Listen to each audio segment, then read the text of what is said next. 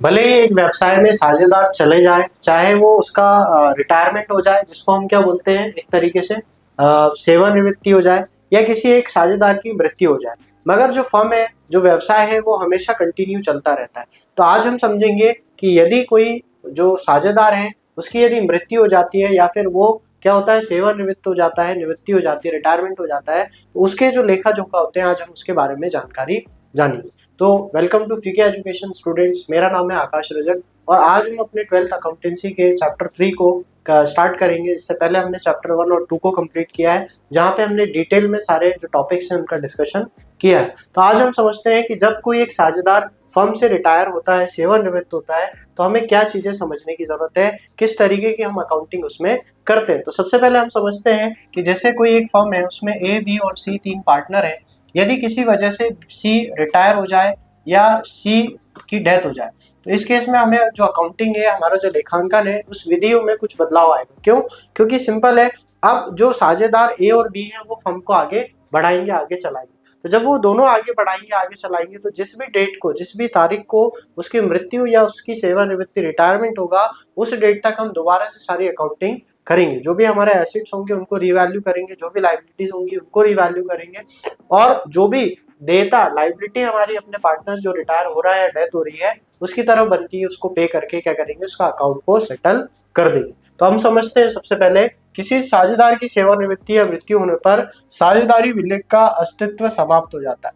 अब क्या होगा, जो पहले हमारा एक एबीसी कंपनी थी, एबीसी की कंपनी थी, वो अब क्या हो जाएगा, खत्म हो जाएगा। तो कहीं ना कहीं अब जो ए और बी बचेंगे वही क्या करेंगे, आगे फर्म को लेके चलेंगे, और इसके स्थान पर एक नया साझेदारी विलेख लागू होता है, जिसके अनुसार शेष साझेदार अपना व्यवसाय परिवर्तित शर्तों के अनुसार जारी रखते हैं। मतलब अब जो पार्टनर चला गया, उसके जाने के कारण जो पुराना अस्तित्व था व्यवसाय का, उसमें कोई बदलाव आएगा, उसमें कोई चेंज आएगा, और अब जो साझेदार बचे हुए हैं वो कहीं ना कहीं व्यवसाय को अपने हिसाब से आगे लेके जाएंगे। यहाँ साझेदार के सेवानिवृत्त होने या मृत्यु के समय लेखा व्यवहार करते समय कुछ ज्यादा अंतर नहीं होता, क्योंकि दोनों में कोई डिफरेंस नहीं।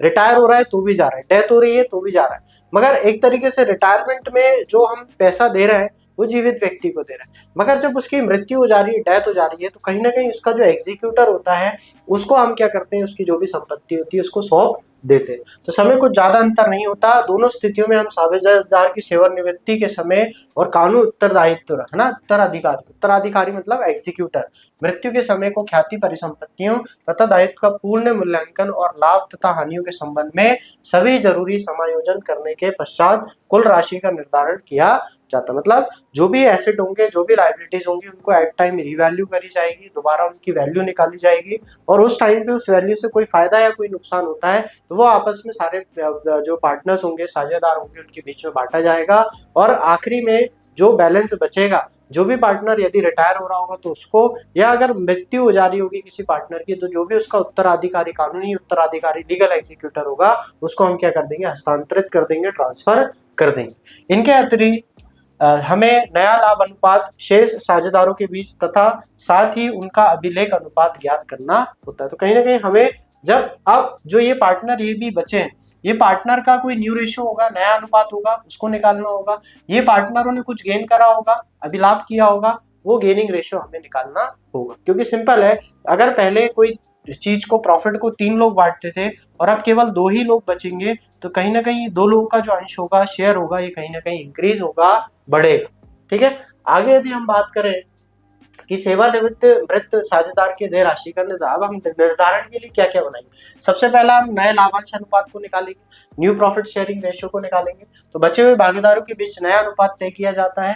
इसके बाद अभिलाभ अनुपात निकालेंगे, गेनिंग रेशियो निकालेंगे, सेवानिवृत्त भागीदार का हिस्सा जो शेष भागीदारों द्वारा ग्रहण किया जाएगा। क्योंकि सिंपल है, अगर ए, बी और सी की तीनों की बात करूं तो यदि ये 3:2:1 में किसी प्रॉफिट लॉस को बांटते थे, अब बाई चांस यदि बी सेवानिवृत्त हो जाए, रिटायर हो जाए, तो जो बी का अंश होगा 2/6, ये कहीं ना कहीं ए और सी को मिल जाएगा। क्यों मिल जाएगा? क्योंकि अब बी फर्म में नहीं है, साझेदार नहीं है, तो अब कौन है, ए और सी है। तो इस केस में हम क्या निकालते हैं, अभिलाभ अनुपात, जिसको हम गेनिंग रेशियो बोलते हैं। इसके बाद त्याग अनुपात का फॉर्मूला हमने देखा, नया माइनस पुराना, है ना। अभिलाभ अनुपात का जो रेशियो हमारा होगा वो हो जाएगा नया, new ratio minus old ratio. उसके बाद हम देखते हैं गुडविल का उपचार, मतलब ट्रीटमेंट ऑफ गुडविल, क्योंकि जो गुडविल है, ख्याति है, उसका हम कहीं ना कहीं देखते हैं कि ख्याति किस तरीके से पार्टनर्स को बढ़ती है। तो वो ख्याति सेवानिवृत्त भागीदार को उसका हिस्सा दिया जाता है, पुराने लाभांश अनुपात में वितरण करा जाता है। तो जो भी गुडविल होगी फर्म की एग्जिस्टिंग जो है ख्याति, उसको हम सब पुराने पार्टनर को पुराने रेशियो में बांट देंगे। इसके बाद यदि हम बात करें पुण्य मूल्यांकन खाता, इसके बाद हम देखेंगे रीवैल्यूएशन अकाउंट बनाना है हमें इस चैप्टर में, जिसको हमने एडमिशन वाले चैप्टर में भी डिस्कस करा था कि किसी भी परिसंपत्तियों और दायित्व का पुण्य मूल्यांकन किया जाता है।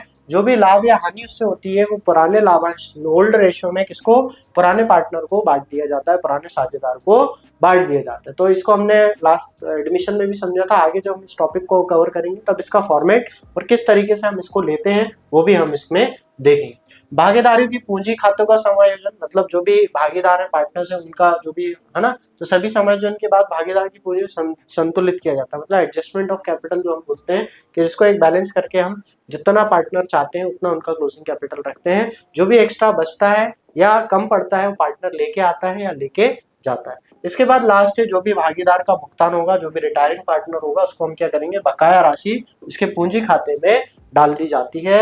इसके बाद भुगतान नगद, किस्तों या ब्याज सहित किया जाता है। तो जो भी उसका भुगतान होगा वो या तो तुरंत के तुरंत कैश में हम पेमेंट कर देंगे, या तो उसको क्या कर देंगे, इंस्टॉलमेंट में उसके लोन अकाउंट में ट्रांसफर करके कुछ ब्याज के साथ उसको एज अ इंटरेस्ट हम प्रोवाइड करते रहेंगे। आगे यदि हम बात करें तो सबसे पहले आता है हमारा नया लाभ विभाजन अनुपात, जिसको हम बोलते हैं न्यू प्रॉफिट शेयरिंग रेशियो। तो नया लाभ विभाजन अनुपात एक ऐसा अनुपात है जिसके अनुसार शेष साझेदार किसी साझेदार की सेवानिवृत्ति या मृत्यु के बाद भविष्य के लाभों में बंटवारा। तो ये हमारे लिए इंपॉर्टेंट कि आगे जाके वो जो पार्टनर कंटिन्यू कर रहे हैं, साझेदार कंटिन्यू कर रहे हैं, वो किस तरीके से अपने प्रॉफिट लॉस को बांटेंगे। प्रत्येक शेष साझेदार का नया भाग फर्म में उसके भाग में सेवानिवृत्त साझेदार मृत साझेदार से लिया गया भाग जोड़कर ज्ञात करेंगे। तो हम क्या करेंगे, जो भी उसका शेयर होगा उसको हम क्या कर लेंगे, लेके बांट देंगे। तो जैसे हम एक एग्जांपल देखते हैं इसमें, तो यदि हम देखें ए, बी और सी तीन पार्टनर है, बाई चांस इनका जो पुराना अनुपात है वो 3/2/1 है ना, ये हो गया ओल्ड पुराना। अब यदि मैं ये बोलूं कि बी रिटायर, बी जा रहा है फर्म से, तो यदि बी जा रहा होगा तो इसका जो शेयर होगा ये कितना है, 2/6। अब ये जो 2/6 है, अगर आपको क्वेश्चन में बोले कि किसी अनुपात में ए और बी ग्रहण कर रहे हैं, और अनुपात नहीं दिया होगा तो हमेशा याद रखना जब हम इसको हटा देंगे तो रेशियो जो बचेगा ए और सी का वो 3:1 बचेगा। तो कहीं ना कहीं यदि हमें रेशियो दिया है तो ठीक है, नहीं दिया है तो जो भी इनका अनुपात होगा वो कितना हो जाएगा, 3:1 हो जाएगा। तो ये हमें याद रखना है कि जो भी नया न्यू रेशियो हो जाएगा ए और सी का वो 3:1 हो जाएगा। अब यदि वो ये कहता कि सी का बी का जो पार्ट है उसको वो किसी अनुपात में ए और बी ग्रहण कर रहे हैं, जैसे बाय चांस मैं बोलूं इसको ए और बी 2:1 में ग्रहण कर रहे हैं, तो 2:1 मतलब 2/3 और 1/3, तो 2/6 का 2/3 किसको मिल जाएगा, ए को मिल जाएगा, तो ये हो जाएगा 4/9, और इसी का 1/3 2/6 का 1/3 किसको मिल जाएगा, बी को मिल जाएगा, तो ये हो जाएगा 2/3 ठीक है, 3/6 तो ये हमारा कहीं ना कहीं 4/18 और 2/18। तो ए का जो भी पुराना अनुपात होगा जो कि था 3/6, इसमें जुड़ जाएगा कितना, 4/18। इसी तरीके से बी का जो अनुपात था पुराना वो था 1 डिवाइडेड बाय कितना 6 प्लस कितना मिल रहा है इसको 2/18। तो यदि हम इसको इंटू करें तो 9 + 4 हो गया 13/18, और अगर इसकी बात करें तो ये 5/80। तो कहीं ना कहीं 13:5 ये इनका नया लाभ विभाजन अनुपात हो जाएगा। तो ये इस तरीके से हम इसमें अलग अलग केसेस होते हैं जिसमें हम प्रैक्टिकल क्वेश्चन जब डिस्कस करेंगे तब हम समझेंगे किस तरीके से नया अनुपात निकाला जाता है। या तो दिया होगा तो ठीक है, दिया नहीं होगा तो जो इनका पुराना अनुपात बचेगा बी को हटाने के बाद वही इनका नया अनुपात होगा, और अगर दिया होगा तो जिस भी रेशो में जिस भी अनुपात में दिया होगा उस हिसाब से हम क्या करेंगे, ए और बी को डिस्ट्रीब्यूट कर देंगे। आगे यदि हम बात करें तो यह आता है अभिलाप अनुपात। अभिलाप अनुपात का मतलब होता है गेनिंग रेशियो। गेनिंग रेशियो का मतलब होता है कि जो भी हमारा नया अनुपात होता है न्यू माइनस जब हम क्या कर देते हैं ओल्ड अनुपात को कर देते हैं तो गेनिंग आ जाता है, क्योंकि सिंपल है, जो नया होगा वो ज्यादा होगा और जो पुराना होगा वो कम होगा। तो विद्यमान साझेदार जिस अनुपात में सेवानिवृत्त मृत साझेदार से प्राप्त भाग का अधिग्रहण करेंगे अभिलाभ अनुपात कहलाता है। जैसे अभी हमने देखा था कि वो 2:1 के रेशियो में क्या कर रहे थे, उसका शेयर ले रहे थे। तो कहीं ना कहीं यही हमारा क्या हो जाएगा, गेनिंग रेशियो, क्या 2:1।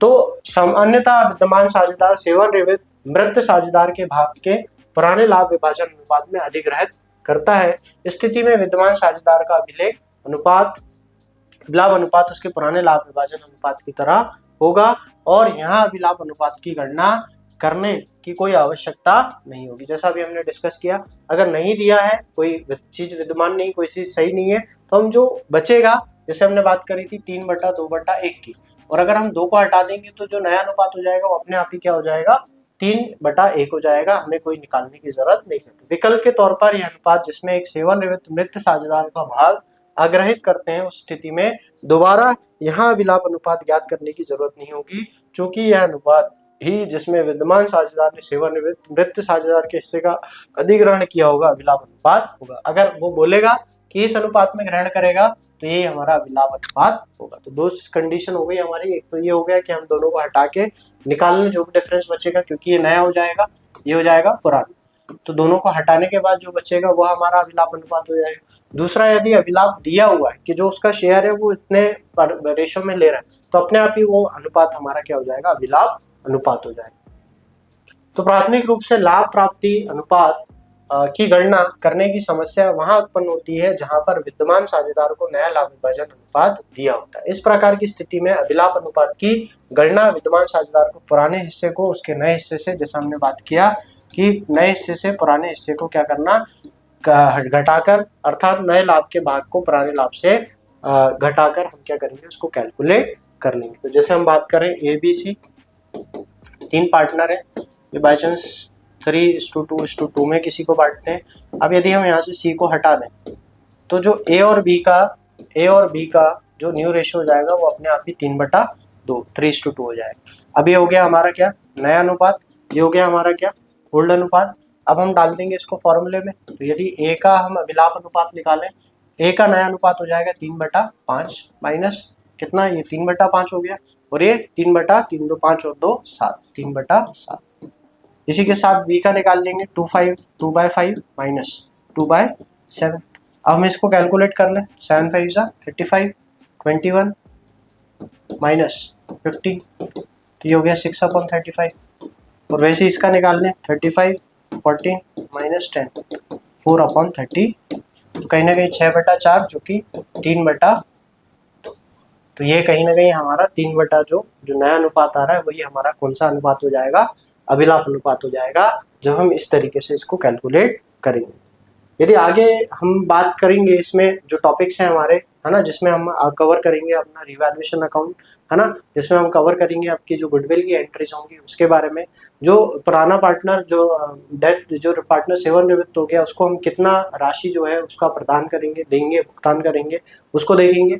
और यदि उसको हम लोन अकाउंट में ट्रांसफर करते हैं तो उस लोन अकाउंट के थ्रू किस तरीके से हम क्या करेंगे, उसको ब्याज के साथ उसका पैसा ट्रांसफर करेंगे, तो वो खाता भी हमें देखना।